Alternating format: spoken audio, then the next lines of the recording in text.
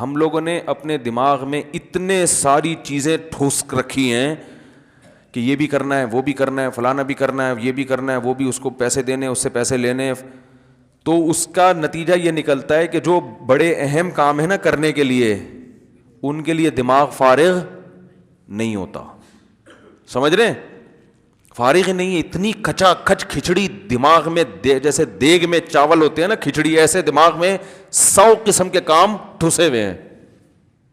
حضرت حکیم الامہ مولانا شرف علی تھانوی رحمہ اللہ تعالیٰ ایک دن صبح فجر کی نماز کے بعد چہل قدمی کرتے تھے اور ذکر بھی کرتے تھے. تو حضرت نے ذکر روک کے ڈائری نکالی، کچھ لکھ لیا اور جیب میں ڈال دی وہ ڈائری. کسی نے پوچھا اتنی کیا پھرتی، ذکر کر رہے ہیں اتنے دھیان سے؟ اور فرمایا کہ میرا دل اس وقت اللہ کی طرف مشغول ہے. تو ایک کام یاد آیا تھا مجھے، تو میں نے سوچا کہ اس کو دماغ سے ڈائری پہ